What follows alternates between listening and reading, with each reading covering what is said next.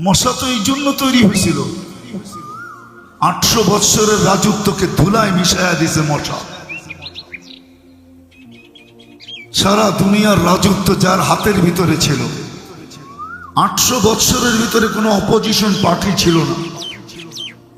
নমরুদের আমলে 400 বৎসর জুতার বাড়ি ছাড়া 400 বৎসর জুতার বাড়ির সাথে। দুনিয়ার ইতিহাসে একটাই মশা পাওয়া যায়, তাও ল্যাংড়া, যার বয়স দিছিলেন আল্লাহ 400 বৎসর। মশা তো এই জন্য না যে আমাদেরকে কাটবে আর ডেঙ্গু বানায় হাসপাতালে শোয়ায় দিবে, ইতিহাস উঠান। মশা তো এই জন্য তৈরি হয় নাই, মাথার হুকুম তো এই জন্য তৈরি হয় নাই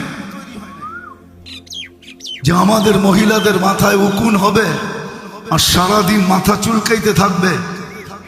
মাসে 3 বার উকুন নিদন সাবান ব্যবহার করতে থাকবে, এই জন্য তো উকুন তৈরি হয় নাই। কোরআনে কুম্মালা আছে, উকুন কুম্মালা, কোরআনে এই শব্দটা আছে। তো ফেরাউনের জাতিকে শাস্তি দেওয়ার জন্য আল্লাহ তৈরি করছিলেন। চিৎকারের ফেরেশতা তো এই জন্য তৈরি করেন নাই যে জীবনে একবার চিৎকার দিবে তারপরে নাকে তেল দিয়ে ঘুমাবে।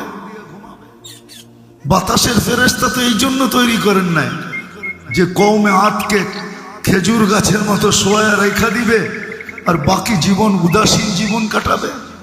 আমি আসল কথায় নিয়ে যেতেছি, মুসলমান সারা দুনিয়ায় নির্যাতিত কেন? মুসলমান বলবো না, আমি উম্মতে মুহাম্মদী, যে উম্মতকে আল্লাহ বিশেষ রহমত দ্বারা উম্মতে মুহাম্মদীর অন্তর্ভুক্ত করলেন। আমরা উম্মতে মুহাম্মদী সদিচ্ছায় হই না। মুসলমানের ঘরে আমাদের অস্তিত্ব সদিচ্ছায় না, এটা মানতে হবে। আল্লাহর সবচেয়ে বড় রহমতে খাস, বিশেষ রহমত, ওটার মাধ্যমে মনে হয় নির্বাচিত হয়ে আমরা মুসলমানের ঘরে। অস্বীকার করতে পারবেন?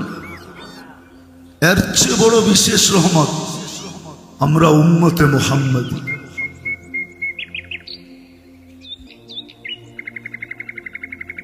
এই জন্যই তো কোরআন বলছিল, দুটা বিশেষ রহমত যদি না হইতো তাহলে কোরআন এই কথা কোনোদিন বলতো না।